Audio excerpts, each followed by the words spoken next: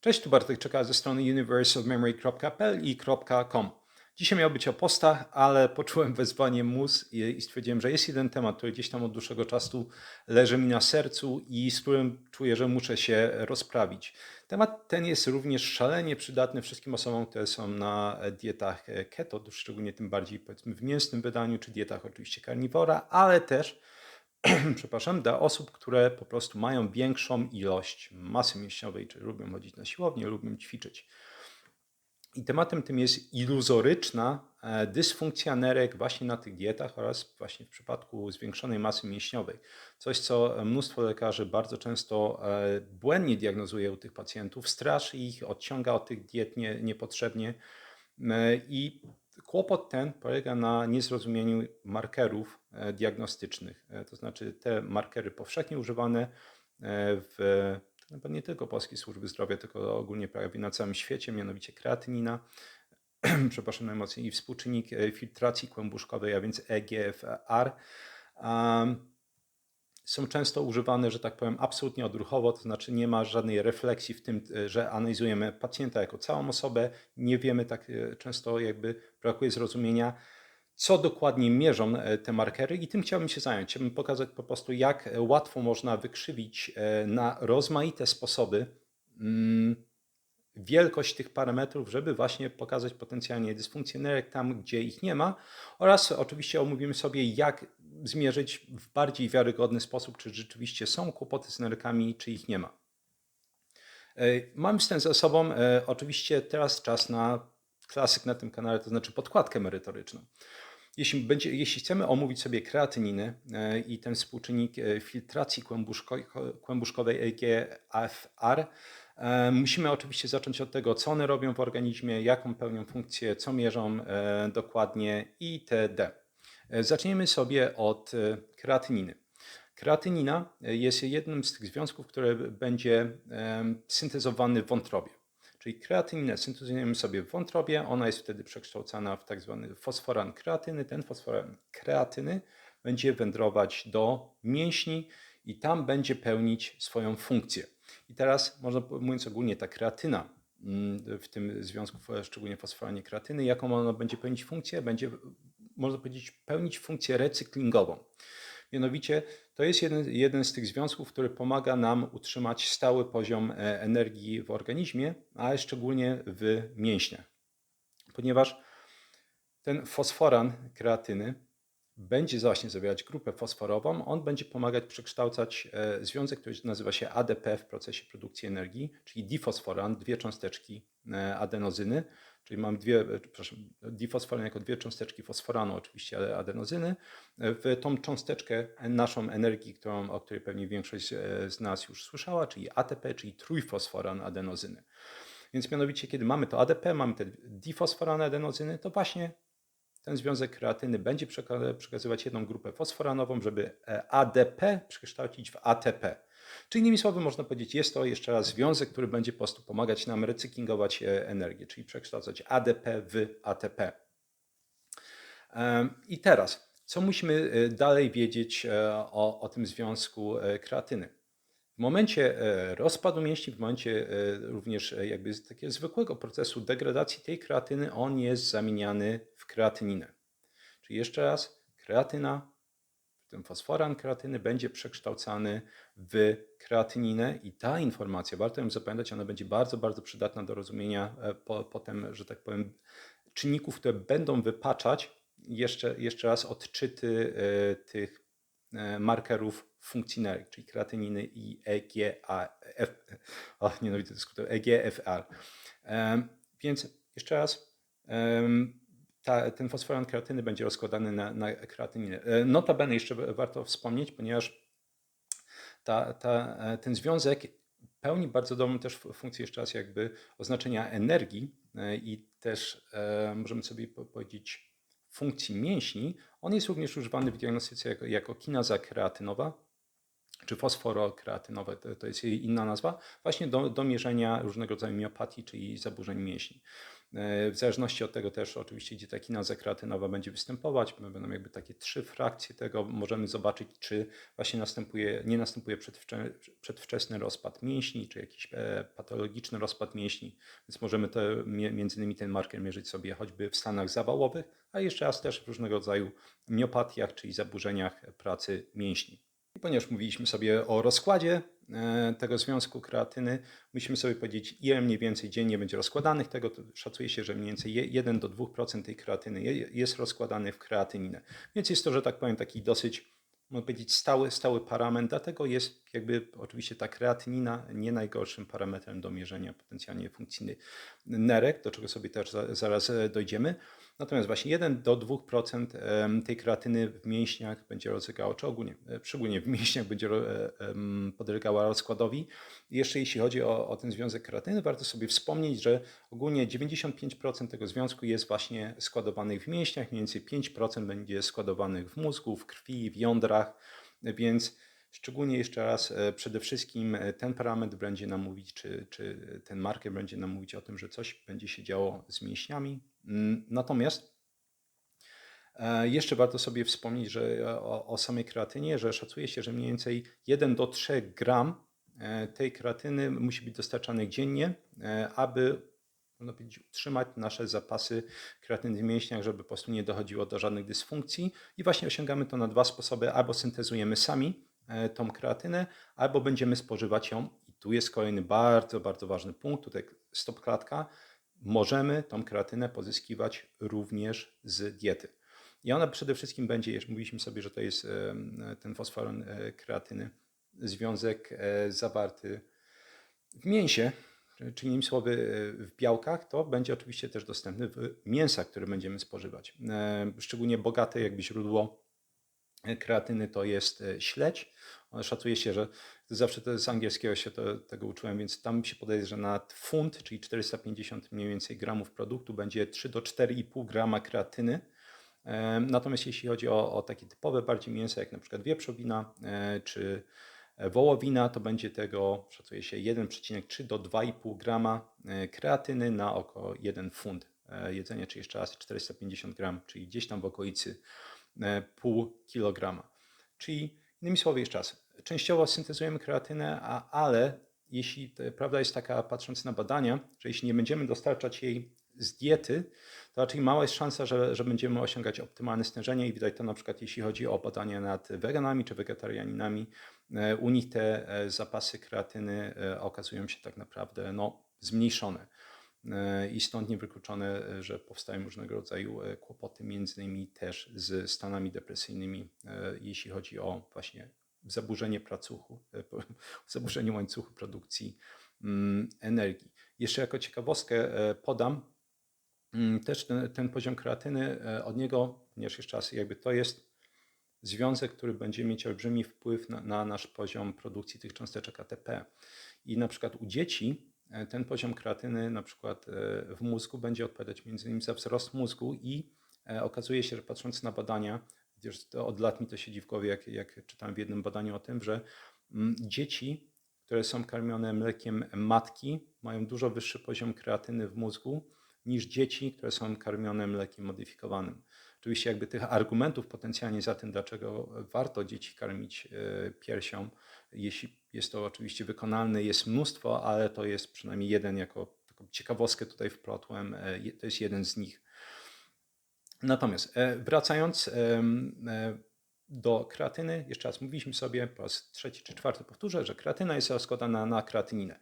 I właśnie ta kreatynina nie jest związana w żaden sposób w krwi żadnymi białkami. Mamy różnego rodzaju jakby takie frakcje białek w krwiobiegu, mamy albuminy, mamy globuliny, mamy fibrynogen i kreatynina nie jest związana, na przykład, bo albuminy ogólnie często określa się jako te molekularne taksówki, na przykład do albuminy, to jest jakby najbardziej liczną grupą białek w krwiobiegu, przyłącza się całe mnóstwo substancji, również leków.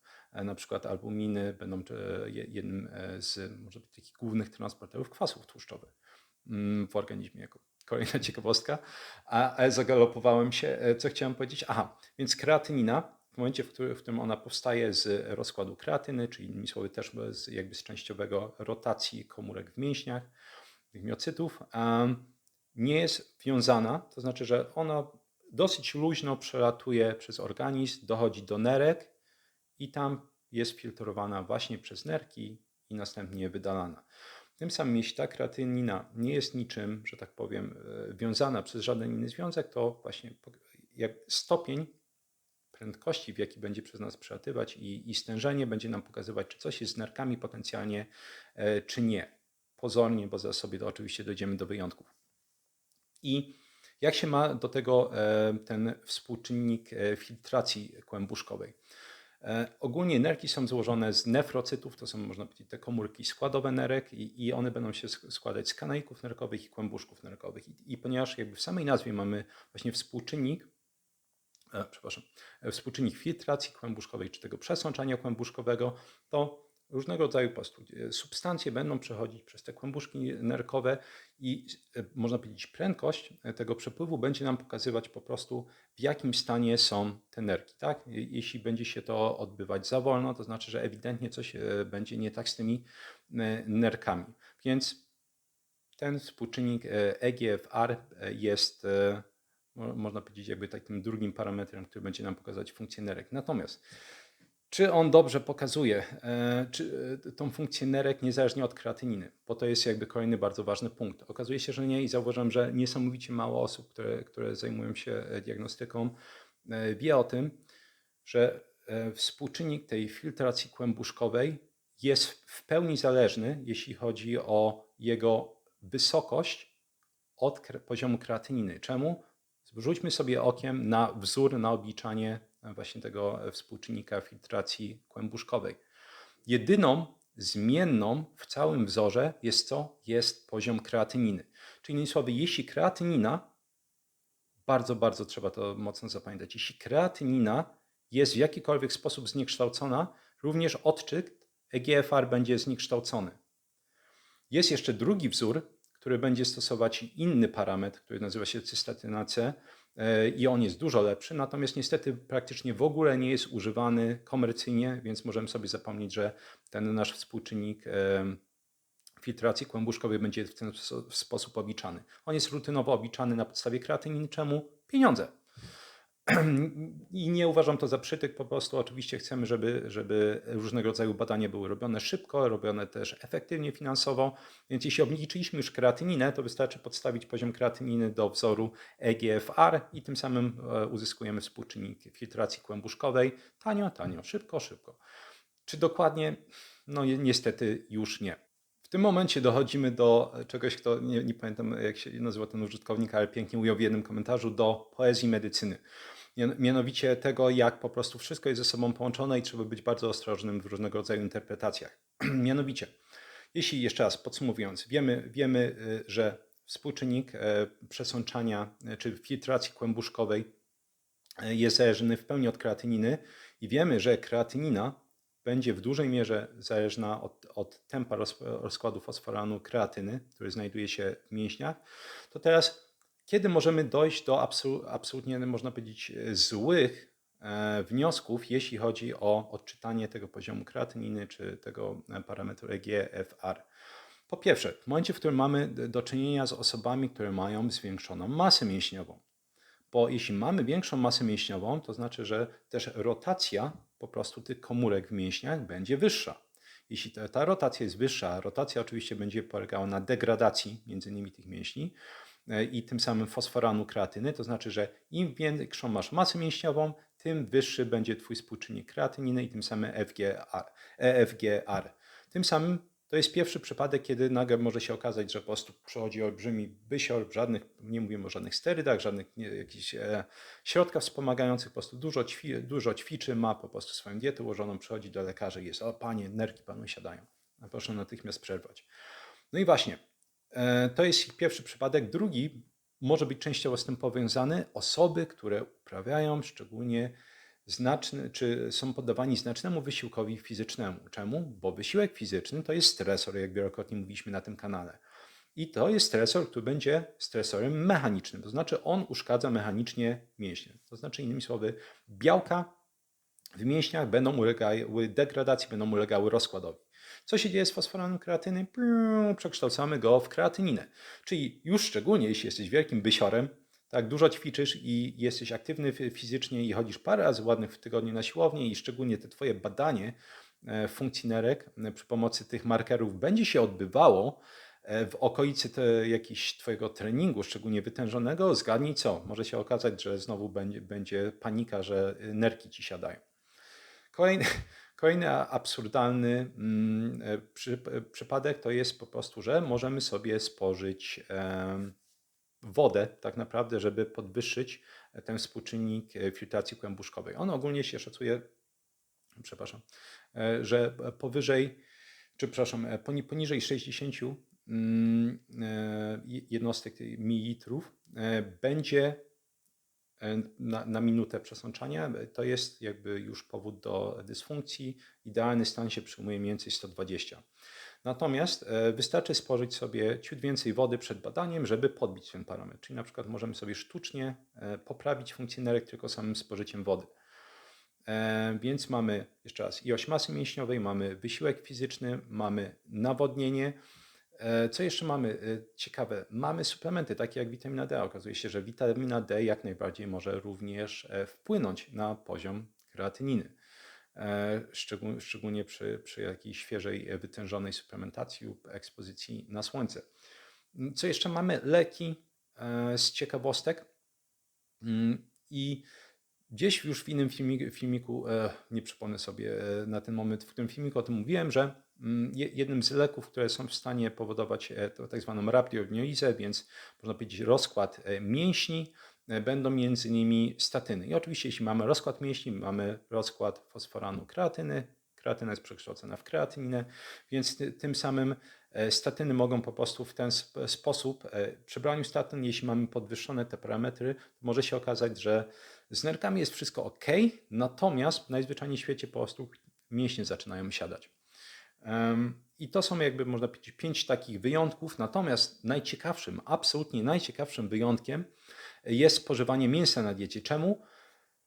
Ponieważ to jest jedna z tych rzeczy, jedna z niewielu rzeczy w porównaniu do tego, o których mówiliśmy, które będą szczególnie przy większej konsumpcji mięsa non-stop wypaczać ten parametr. Tak naprawdę praktycznie nieustannie, szczególnie jeśli ktoś je więcej niż jeden posiłek z mięsem w przeciągu doby, a wydaje mi się, że dosyć dużo osób jeszcze raz, wiadomo, na karniworze, ale też na różnego rodzaju odmianach diety keto będzie więcej jadło tego mięsa. Więc przyjrzymy się po prostu badaniom, jak spożywanie kreatyny zawartej w mięśniach zwierzęcych, nieważne czy to będzie kurczak, czy będzie wołowina, będzie wpływać na zwiększenie poziomu kreatyniny w organizmie i tym samym wypaczenie tych parametrów funkcji nerek. W pierwszym badaniu przebadano grupę 80 osób. Była to fajna mieszana grupa, bo mieliśmy tam osoby zarówno zdrowe, jak i osoby z cukrzycą typu drugiego. Jeśli ktoś nie wie, to jest, jak można powiedzieć, no właściwie najczęstszy powód rzeczywistej niewydolności nerek czy zmniejszenia funkcji nerek. I wśród tych osób z cukrzycą typu drugiego mieliśmy różnego rodzaju stadia zmniejszenia funkcji nerek. Te stadia zwyczajnie, żeby mieć podkładkę, kategoryzuje się 5 grupami. Grupa pierwsza to jest w pełni zdrowe nerki, potem mamy grupę 2, 3A, 3B, 4 i 5. Im wyżej schodzimy, czy wchodzimy, im bliżej piątki, tym mówimy o większej dysfunkcji nerek. Więc takim osobom podano 54 gramy, czy posiłek składający się z 54 gramów białka, czy to jest dużo, zależy kto co je. U mnie na przykład typowy posiłek często to jest 70-80 gramów minimum, więc zastanawiam się, jakby to w praktyce wyglądało na przykład u mnie i też u wielu osób jeszcze raz na dietach bardziej mięsnych, keto czy po prostu karniwora. No i co się stało u tych osób? Nastąpił gwałtowny spadek tego współczynnika filtracji kłębuszkowej, przypominam, poniżej jakby 60 ml na minutę. Szacuje się, że to już jest dysfunkcja nerek. I oczywiście u osób, to było ciekawe, które były już w grupie 3A, gdyby to nie był eksperyment, trzeba by je przekwalifikować do grupy 3B, ze wszystkimi oczywiście terapeutycznymi konsekwencjami tego pogorszenia funkcji nerek. I oczywiście jeszcze raz ten spadek tego współczynnika EFGR, on nastąpił u wszystkich osób, zarówno i z cukrzycą typu drugiego i osób zdrowych. W innym badaniu, żeby pokazać po prostu, że to jest, I jeszcze warto wspomnieć, że mniej więcej przez 12 godzin ten podwyższony poziom kreatyniny utrzymywał się w organizmie wszystkich tych osób. Jeden posiłek, 54 gramy, 12 godzin mieliśmy podwyższenie poziomu kreatyniny. Także to jest ciekawe. Co w innym badaniu pokazano? W innym badaniu pokazano w innej grupie osób, już jakby skracając, jakby linki są w opisie, jeśli ktoś chciałby sobie dokładnie poczytać, jak wyglądały, co polecam zawsze serdecznie. Przypominam, że filmiki na YouTubie to nie jest dobre źródło informacji, badania, natomiast tak. W innej grupie okazało się, że po takim wysokobiałkowym posiłku poziom kreatyniny zwiększył się o 52%, 1,5 do 3,5 godziny po spożyciu tego posiłku. Natomiast wydalanie kreatyniny było zwiększone przez 24 godziny po tym jednym posiłku, trzeba jeszcze podkreślić, 13%. Czy to będzie miało wpływ na interpretację tych parametrów, tych markerów kreatyniny FGR przez lekarza? Delikatnie mówiąc tak. Co jeśli jesteś osobą na tych dietach, jesteś aktywny fizycznie i masz większą masę mięśniową, bo będziesz mieć większą masę mięśniową, bo spożywasz więcej białka, nawet bez dodatkowych ćwiczeń, twoja masa mięśniowa przeciętna będzie większa niż osób, które spożywają mniejszą ilość białka. Tak to niestety wygląda przy większej konsumpcji białka. Te parametry mogą być jeszcze bardziej wykrzywione, więc naprawdę trzeba mocno o tym pamiętać. Natomiast mówiliśmy sobie, że ten współczynnik filtracji kłębuszkowej, on jest zwyczajnie liczony przy pomocy kreatyniny. Kreatynina jest jedyną zmienną w tym wzorze. Co się stanie, jeśli zastąpimy kreatyninę innym parametrem cystacyna C? Okazuje się, że w innym badaniu, czyli nasze trzecie badanie, które sobie omawiamy, w momencie, w którym zmieniono ten marker z kreatyniny na cystacynę C, to ten współczynnik filtracji kłębuszkowej skoczył. On podskoczył o 4 punkty. I zmierzając do sedna, co w takim razie mierzyć, jeśli rzeczywiście chcielibyśmy uzyskać, można powiedzieć, bardziej obiektywny obraz tego, czy coś dzieje się z naszymi nerkami, czy nie? Odpowiedź została już udzielona właśnie a propos tego trzeciego badania. Cystacyna C. Cystacyna C to jest absolutnie i warto podkreślić komercyjnie dostępny w laboratoriach marker, żeby zbadać rzeczywistą wydolność nerek. To jest taki polipeptyd, który dokładnie tak jak kreatynina, on nie jest związany w żaden sposób w organizmie, będzie po prostu przechodzić taki jaki jest przez kłębuszki nerkowe, natomiast w przeciwieństwie do kreatyniny nie będzie zależny od twojej masy mięśniowej, od tego ile jesz mięsa, nie będzie zależeć od twojej rasy, bo też kreatynina od tego zależy, czy płci między innymi, czy nawet wieku.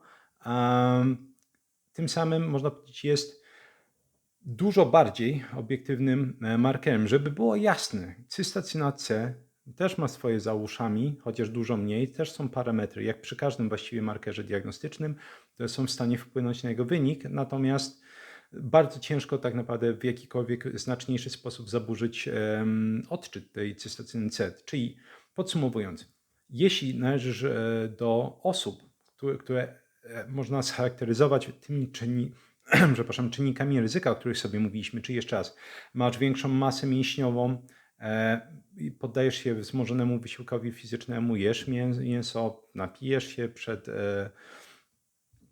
pomiarami tych markerów nerkowych, bierzesz leki takie jak choćby, nie wiem, właśnie fibraty, salicylany, statyny, ale też są jakieś takie rzeczy, o których nie wspominałem, na przykład choroby wątroby, które mogą wpłynąć na poziom kreatyniny. Jeszcze raz właśnie waga sama, osoby otyłe też ze względu na często tłuszczenie wątroby będą miały błędne odczyty kreatyniny.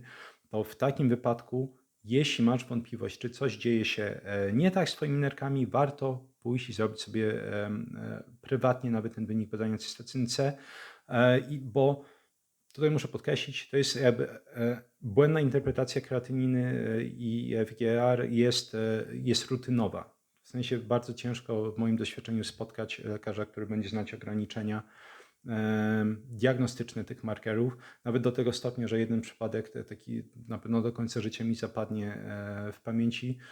Pacjent, z którego rodziną współpracowałem, trzeba było osobno go wysyłać prywatnie na badania, ponieważ w szpitalu odmówiono mu, to był pacjent nowotworowy, odmówiono mu badania obrazowego, nie można było podać kontrastu, ponieważ właśnie miał niekorzystne parametry kreatyniny EFG, ARE, które wskazywały na potencjalnie dysfunkcję nerek, czyli jest to przeciwwskazanie przynajmniej według starych zasad, do podawania kontrastu.